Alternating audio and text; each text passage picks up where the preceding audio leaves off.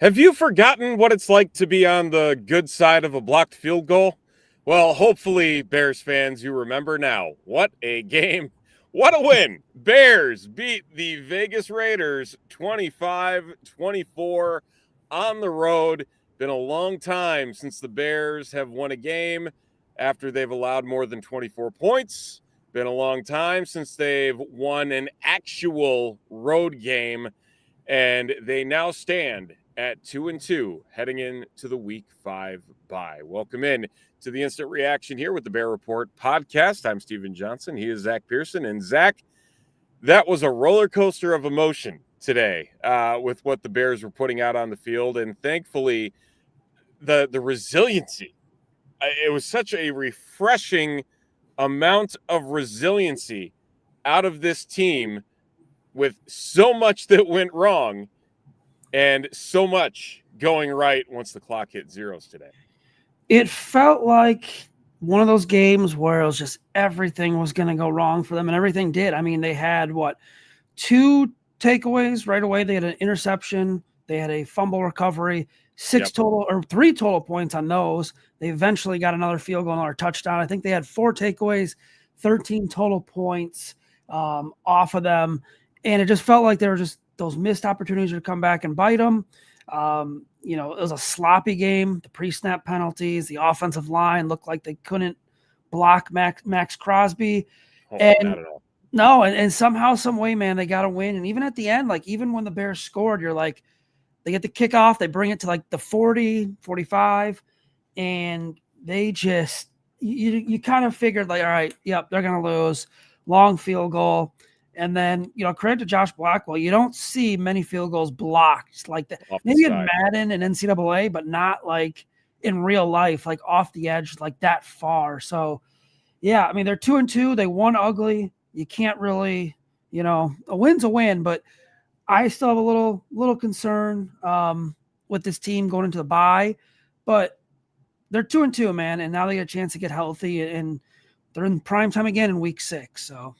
Yeah, they the matchup with the Washington Commanders staring them down following the bye in week 6. But now, talking about this game and everything, again, 25-24, the Bears coming from behind on top of that, not once but twice in this game after just kind of running down the stats here. Caleb Williams finishing 22 of 37 through the air for 212 yards, a touchdown and an interception, was just sacked once. Shockingly, I mean, he worked himself out of quite a few pressure situations today where I think there was a point the game was reached where you started to hear those rumbles and frustrations where it's like, Caleb needs to do something. I'm like, Caleb is the least of the worries with what's going on today.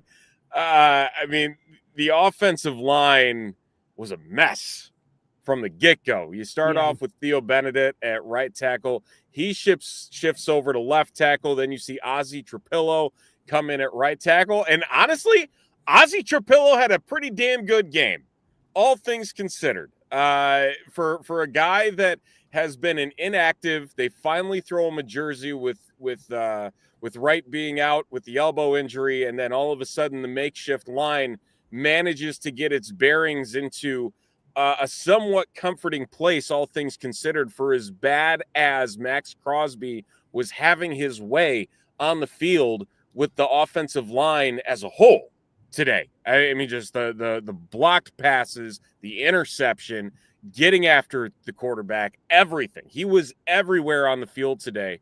And so for that to be Caleb Williams' final lines, I'm more than content with that, considering the running game. DeAndre Swift, 14 carries, 38 yards, had the game-winning touchdown. Kyle Monangai, 4 carries, 18 yards. Caleb Williams, 8 carries, 13 yards. So in total, 69 yards for 2.7 a clip. The running game, non-existent today. I mean, there's a couple things here. Going into this, there was, 3 big things. The Bears' run game was very bad. The Bears' run defense was very bad, among the worst in the NFL, giving up 5.5 per carry. And you also had to focus, and you knew Max Crosby was going to get his with Darnell Wright being out, it was Theo Benedict getting the start right tackle. And you just kind of knew that was a matchup the Bears were going to somehow survive. They survived, but in that first quarter, man, it looked like Max Crosby Didn't look like they were going to. Yeah, I mean, you could have probably penciled him into the Pro Bowl just that game. He's probably going to go to the Pro Bowl, but this could have been that game. And, I get to go back and look. I felt a few times like the broadcast was not trying to make an excuse, but like, oh, this play's designed to let Max Crosby go right through. And I'm like, well, if that's true, that is a pretty weird way of game planning it. But no, he was everywhere, man. That tip pass, his first career interception, even him chasing down Caleb. He's a guy that's going to talk smack. I'm sure him and Caleb probably talked after the game. Everything's probably good. But yeah, it was just it was one of those games where, you knew the Bears were going to have trouble stopping the run. Ashton Jeanty, 3 touchdowns, 2 receiving. The Raiders, I believe, had 230-something rushing yards. And the Bears, like you said, could not run the football. Looking at it, Swift, 38 yards on 14 carries. Manungai, a little better today, 18 yards on 4 carries. And then Caleb, 13 on 8 carries. But, yeah, Caleb Williams saved probably 4 to 5 sacks at least in this game and kept plays alive. And that's where my concerns are now, man. It's you still look at this team and they have no run game. And they can't stop the run. Like, they got really lucky at the end. And they did make some good plays, but that drive where the Raiders, the drive before this, where the Raiders marched down and they got the field goal, it was a quote unquote, bend but don't break, even though the wide receiver dropped an easy ball on the run. There was the play on 3rd down with Jeanty. It looked like, was it Dio that had him in the backfield? Couldn't bring him down, whiffed.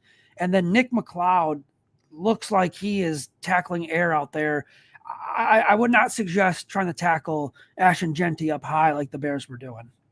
Yeah, but I mean, at the same time, I mean, the one long run that he had, Kevin Byard tried going for his legs, and I mean that's just like muscle hamster type, work that Ashton Jeanty continues to put in, where you can't do that either. And so it's like you just need to hit him head on. Like, you need to get the bulk of him in order to bring him down. And it's like the Bears are just bouncing off of him left and right, because it's not a guy who you're just going to be able to chip and he's going to fall over. That's not who Ashton Jeanty is as a player. And that's why he went 6th overall to the Raiders. I mean, this is a game that I think the Raiders had circled for, given how honestly poorly Ashton Jeanty has been in this offensive line for the Raiders, has been in developing the run for this offense, to where he was averaging less than a yard before contact heading into this week. And then he comes out here, averages 6.6 a carry, puts in that 64-yarder. Yeah, I mean, that brings it down quite a bit. So it'd be 20 carries for, let me see if I can do math here quickly, 74 yards. So it was less than 3 with that out of there, but it didn't feel like it because he was running so hard. And then Raheem Mostert comes in. Raheem Mostert, who's like 34 at this point, former Bear, 62 yards on 4 carries. I mean, it was bad. Like, we like, even last week, like when they beat the Cowboys, Javonte Williams was still running all over them. And I don't know if you and I talked about it, but at the end of that game, when the Cowboys needed a touchdown and they threw on 3rd and goal from the 2, and they threw again on 4th and goal from 2. I'm like, you just watched Javonte Williams run over 2 people and you didn't run the football. So, yeah, I mean, I think the Raiders offensively had a better game plan in the second half. Now, part of that is, hey, Geno Smith's already thrown 3 interceptions. He looks awful. And someone tweeted at me, and they said, if the Raiders, this is when the Raiders were ahead and they had the ball, if they throw the ball one more time in this game with the lead, they should be fired, because the way Ashton Jeanty was running, the way Raheem Mostert was running, like, the Bears just couldn't stop them. And like we said, they were tackling air, they were tackling up high, and it was just not good. I mean, look at the other thing, though. The other negative, Cole Kmet and the pre-snap penalties. I guess we can lump him in with the rest of the offensive line, but he had a couple pre-snap penalties. He had the bad drop over the middle of the field. I think the sideline ball was, I don't I'm know if not that's going to put that on him. yeah, that's tough. Like if he catches that, you're like, wow, that's a spectacular catch. That's just a tough situation. But yeah, man, you can't drop that ball over the middle of the field, and you got to stop committing the pre-snap penalties. That was brutal.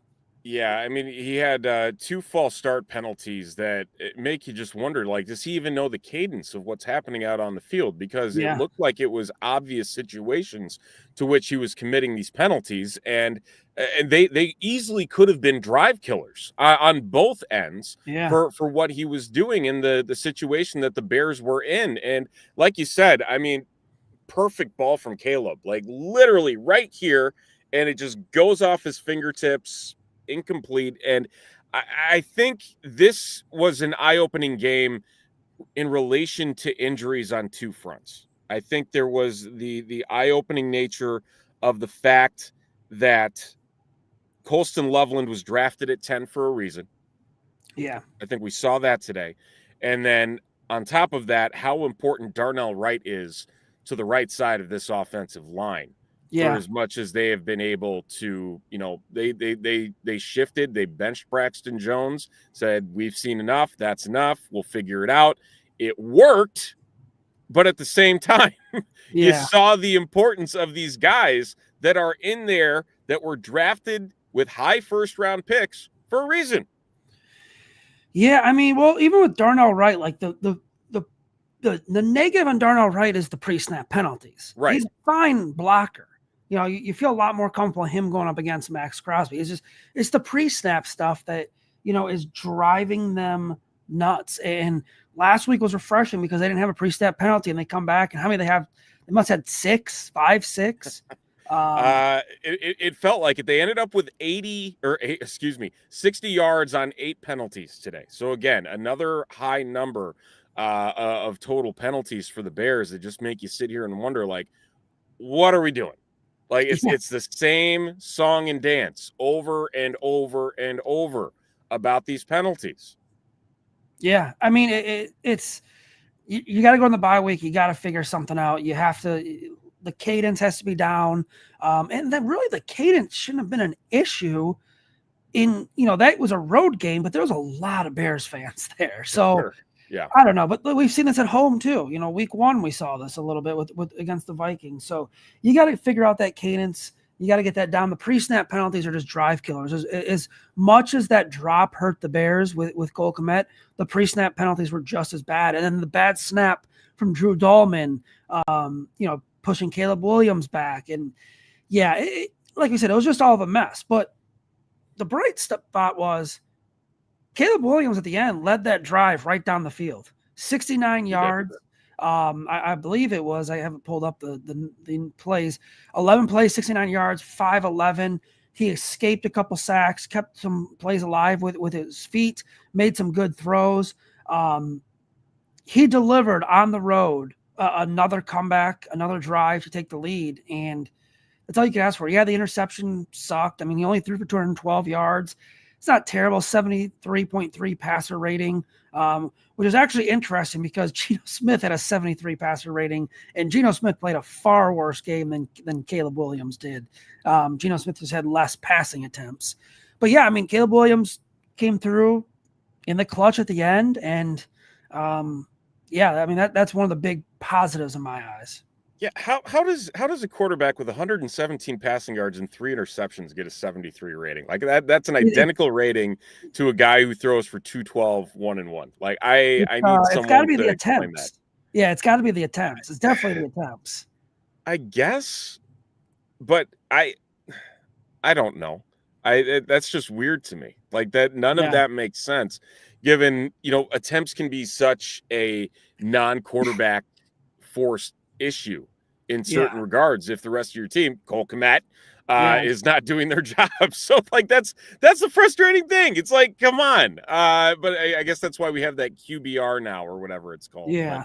But I gotta say, for as much grief, especially today, that Caleb was getting early on in the game, and I don't think that the play calling did him any favors. There were a lot of designed run plays for Caleb early on that just really didn't feel like it meshed all too well. That there was that adamant nature to try and get the running game going when it clearly was not there.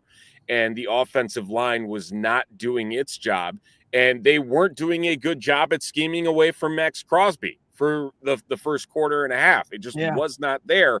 And then all of a sudden a light turned on. And it's like, oh, yeah, we actually need to worry about this if we want to move the ball down the field. And they came out of the second half looking a lot more lively in that regard, picking up the touchdown in the third and then again in the fourth. And I got to say, for who Caleb is and what he's done, even going back to last season, this is the first time we've seen it this year in 2025, but you go back to last year, you have the Lions game with the debacle with the clock from Eberflus. You have the blocked field goal against the Vikings. You have the game-winning field goal against the Green Bay Packers. These are 4 times now in his young career where he has let, and even the Washington game, the Hail Mary game, late fourth quarter drives, he is driving the team down the field, getting them into scoring position, and setting the team up for a victory. And so after that touchdown today for Swift at the end of the game, the letdown by special teams, allowing them to go to the 42-yard line, and I'm in my mind, I'm thinking, here we go again. And I'm sure a lot of other people were thinking the identical thing there. Yeah. I mean, it just felt like, how are they going to blow this game? Like, everything was essentially against them in this game. It felt like, like no matter what they did, even the bright spots, like you said, like they go down, lead a touch, they score a touchdown, then the Raiders come back and score one of their own, or the Raiders get points. The Genty long run. So it just felt like one of those games where all right, it's one of those days we're just bound to lose, and then boom. They make the plays at the end. They get the blocked field goal at the end after the touchdown. Yeah, so like I said, you can't, complain too much. There's still some concerns. A couple of people here in the comments, we have to step up the running game and remove the stupid penalties. The talent's there. Agreed 100%. Like, this is a very talented team. And these penalties are just drive killers. You're just setting yourself back and back and back. And the running game's got to get going. I don't know what they're going to do. They're going to have to get creative. But through 4 games, man, take away Caleb Williams' rushing stats, it's one of the worst rushing attacks in the NFL. Like, his running ability has kept them middle of the pack because it's factored in, obviously, in yards per game. But outside of that, man, DeAndre Swift and Kamanungai, like, has anyone seen – is Roschon Johnson not allowed – to play running back anymore? He's out there on special teams. I don't get it. And he had a good tackle today on special teams too. Yeah. He blew up a return. But the thing is, at this point, given what the Bears have, Ben Johnson at least has to admit that Kyle Monangai has looked like the better runner through 4 games. Even in limited fashion, they need to do something to provide him more carries. And it's just like there's no care for him to do that. 4 carries again today, and you're that focused on getting this run game going, and then instead you hand it off to a guy that carries the ball for 14 times for 38 yards. That's a 2.7 clip. That's not going to get the job done. Yeah, take advantage of what he can do in the passing game. He had 4 catches for 22 yards today. Did have another drop. Drops today were a big issue at certain points with this team. Just a lot of hesitancy in the running or in the passing game. But from a running game perspective, if they're not going to take this bye week to see what could be there in the trade market or what could be there on the street right now, they have to at least give Monangai some extra run. And if they don't, it's malpractice at this point. I think we're getting there. I still, do you trust either of them in short yardage? I guess I'd trust Monangai a little more. But at this point, Caleb Williams is your best short yardage runner. And that's bad because that was supposed to be Roschon Johnson's, that's what he was supposed to do. Like, he was supposed to be the short yardage back in this offense. They need to find a running back somehow. I don't think something's going to be available in the trade market. So we're probably going to have to go the whole year. I was talking to someone now today. A little overreaction, I guess. But, you'd probably take Tyler Ward over Coastal Loveland, obviously, right now. But like, I think there's an argument that Amarian Hampton would have been a better pick than at this point, like in this point in the season. I'm not giving up on Colson Loveland. Like, please don't take this the wrong way. Like, it's 4 games.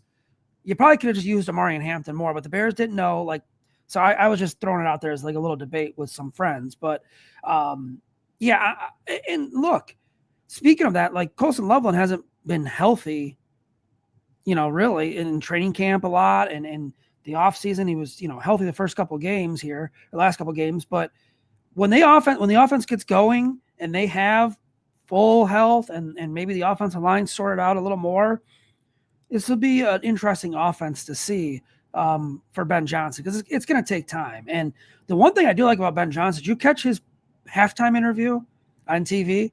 He was not happy. That man is all business.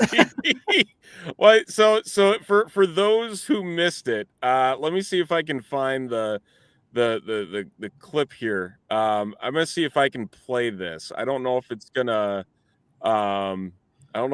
come through, but we're gonna try to get it here. Let me try and share this here. Here we go. So I believe we got the audio. So here we go. Go ahead. You need to change what you're doing. I don't know. You think so? We're going to be just fine. You need to change what you're doing. Yeah, like you need to change what you're doing. Yeah. Like who on dude, the broadcast in general was Archuleta was pretty, like, I didn't get some of the stuff Archuleta was saying, and then I forgot who was on the play-by-play, but he kept calling him Arch. And then they said we flew in we overnighted hot dogs. Don't lie. Like, you don't have to lie and say you overnighted hot dogs. You got the hot dogs from the concession stand. Like, it was just a weird, like, broadcast in general, I think. Yeah, I don't know. It just felt as though there were a lot of ways that the Bears were kind of being pictured as this, the Bears of old. I'm going to call them the Bears of old because they again learned to win ugly today. Yeah. That's a game under a lot of previous regimes that would not have gone well. And I think that there are plenty of people out there who kind of fallen into that this is Bears status quo, and understanding that for as much as they were shooting themselves in the foot in that first half and even times in the second half, that it was just kind of easy to fall into that line of conversation with everything, especially from a broadcast standpoint, because let's face it, the Bears have been more on the laughingstock side of this league for the better part of the last 7-8 years. Yeah, and they don't deserve, I mean, they're starting to get, but like, they really don't deserve the benefit of the doubt because of things they've done in the past. They're starting to get under Ben Johnson. I trust them a lot more. And I was even thinking about this. I'm like, going into halftime, what was it? The Bears were trailing at the break. It was 14-9. And for everything that went bad, I felt like they could come out and totally change this game, and they could win this game. Like, I had more confidence in Ben Johnson trying to figure this out than I have, Matt Eberflus, probably since 2018, Matt Nagy, honestly. Like, you never really felt that with Eberflus. You never felt that with Nagy at the end of his tenure. I think you can kind of feel that with Johnson. Yeah, and I think that for not only Ben Johnson, but what Dennis Allen brings to this defense as well. I mean, again, this was a defense that, once again, missing a lot of key players. Kyler Gordon sitting again, even though it looked like he might have played this week.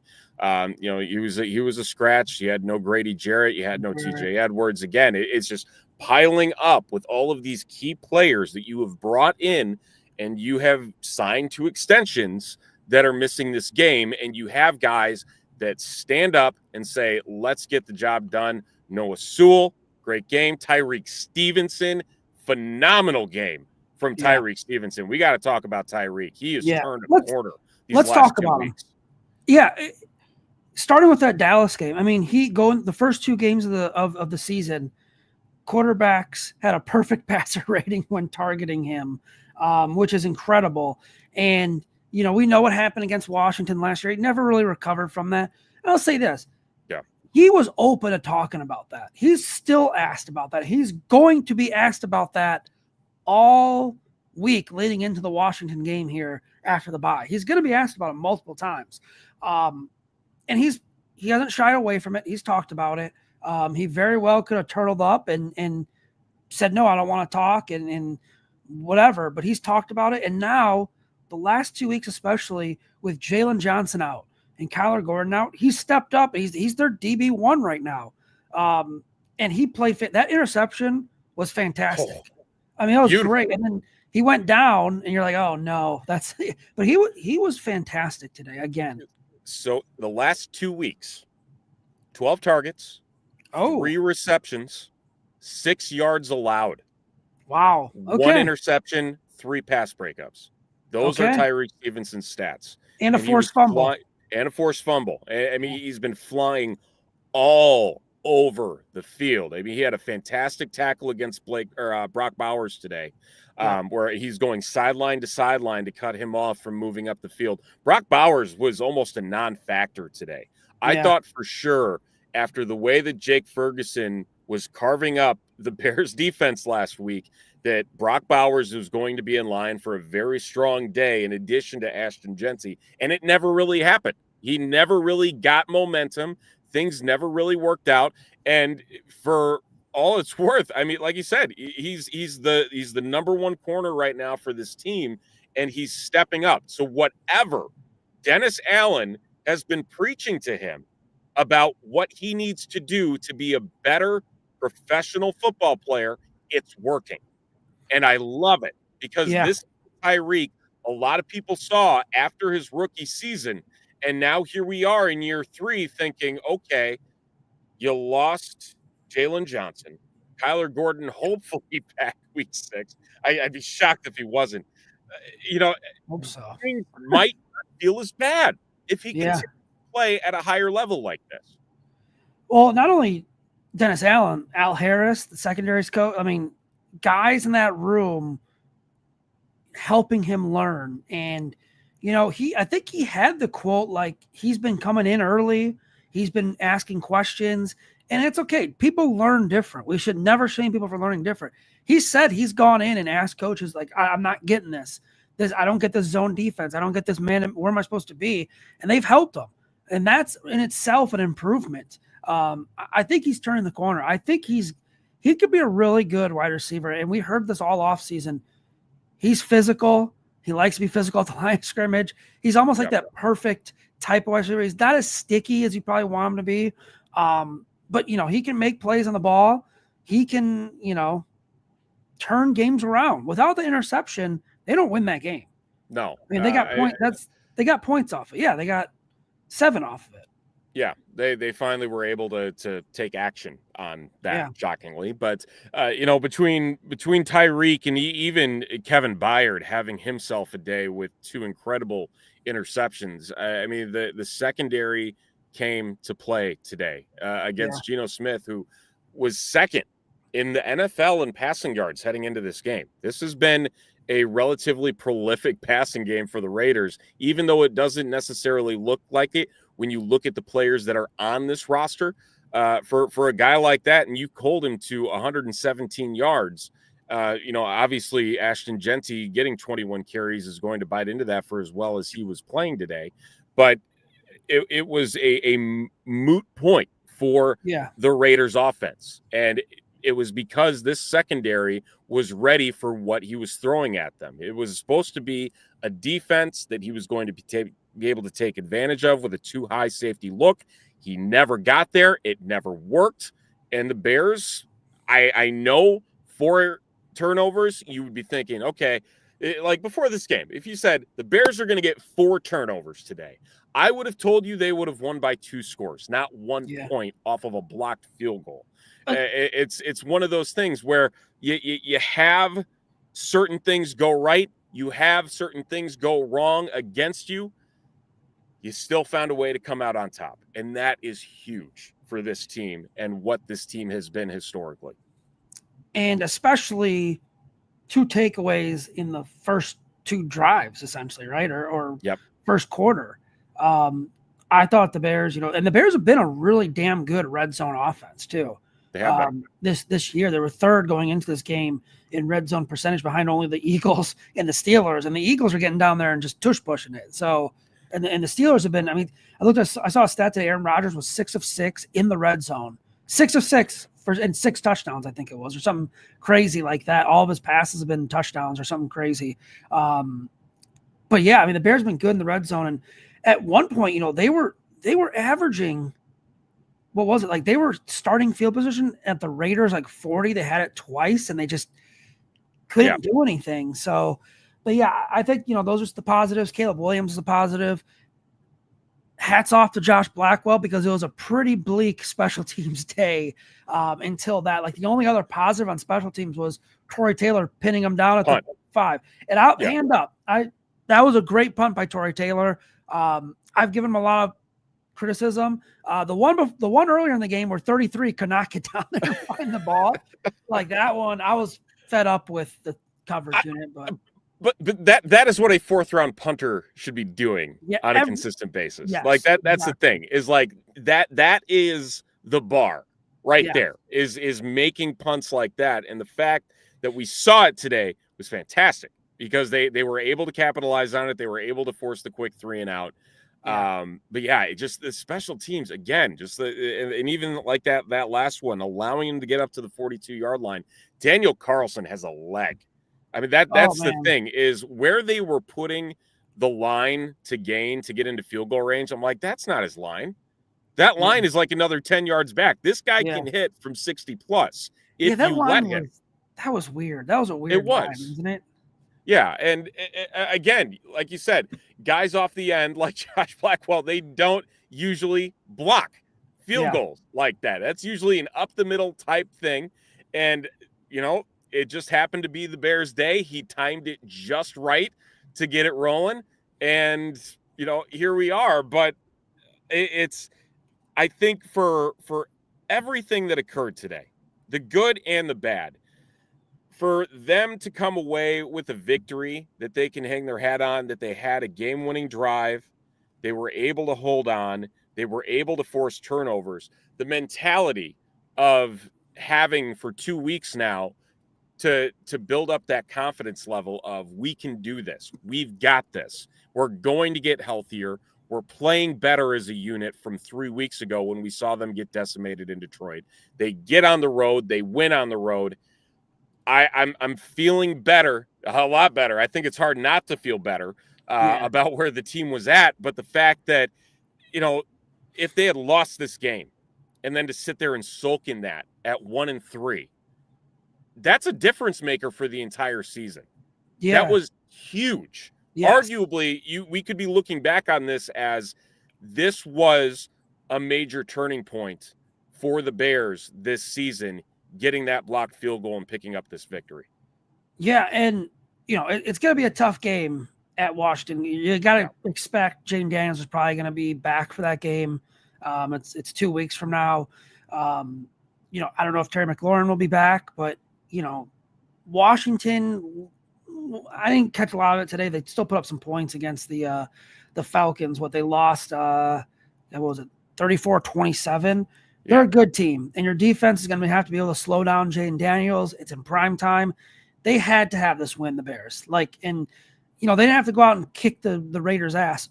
Excuse me, but they needed to win this game and get to 2-2, especially after how doom and gloom it was against the Lions, and rightfully so. It was bad. So yeah, now you get a little momentum here, and hopefully they can win because they do have, the Saints coming up in a couple of weeks. You have a Baltimore team that I don't know the Lamar Jackson injury, but you have a very vulnerable Baltimore defense. You have a Cincinnati team now that you should probably beat. You still have Cleveland. Yeah, you got. I was going to say, is Baltimore 1-3? They are. Wow. Yeah, Baltimore is 1-3. They got their ass kicked today by Kansas City, which was shocking to me. Well, Shocking. and the crazy thing is, there's a lot of people saying that Lamar wasn't injured, and Oh, it was really? basically just like, I didn't listen, see. it's out of control. It's 30-10 Yeah. because he didn't go into the blue tent. He didn't go into the locker room. Like, there was nothing. Yeah. It's just like they're down by 20 with over a quarter to play, and he's just sitting there. Again, I digress. But like you said, it's a shocking development because that is not a place a lot of people thought that the Ravens were going to be, and I don't think it's a place that a lot of these teams thought they were going to be at the beginning of the season. Like I said, no Joe Burrow for the Bengals. Yes, please. Yeah. Like, give me Yeah. that any day of the week. And then you got the Saints. Saints have looked terrible. Yeah. I Pretty mean, solid today, but yeah, that might have been a letdown spot for the Bills, honestly. yeah, a little bit, but still winning by 12. I'll take a 12-point win any day of the week. Yeah. It's looking more optimistic, and so now we have the bye, week 5 bye, first bye week of the NFL season. What in your mind do you want to see out of this team during the bye in terms of detail that we could pick up from them, or do you feel as though they need to be a little active in terms of making some adjustments to this roster, either in terms of depth chart or bringing in some fresh blood to try and shore up some of the inefficiencies that we've seen through these first 4 weeks? I think there's 3 main things that are keys here in the bye week. Number 1, you got to get healthy. Yeah. Get these guys healthy. That'll help. Number 2, you got to figure out the run game. It's just plain and simple. We talked about it. You have to figure out the run game.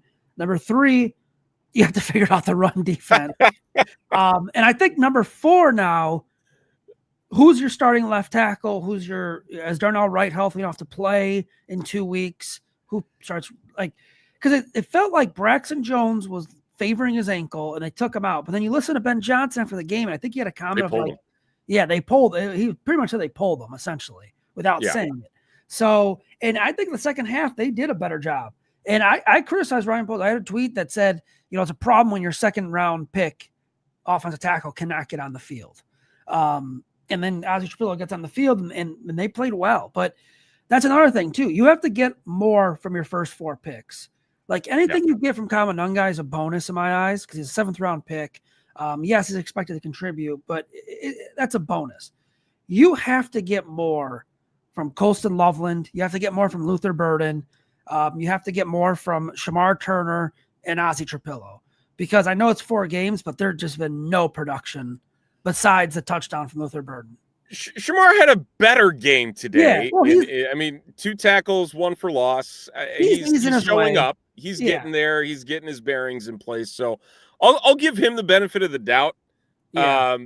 But yeah, it's got to change otherwise. And I think that for going up against a guy like Max Crosby in the situation where you're kind of rushed into it, and it's not part of the game plan to get you in there as a starter to go up against him, and the fact that they did as well as they did once they made that shift and put Theo in at left tackle and then put Ozzie in at right tackle, and they were able to hold him for the most part. Yes, again, Caleb and his legs saved a lot more that could have gone wrong when it came to Max Crosby's pressure. That there's going to be, I think, some serious consideration at Hallis Hall.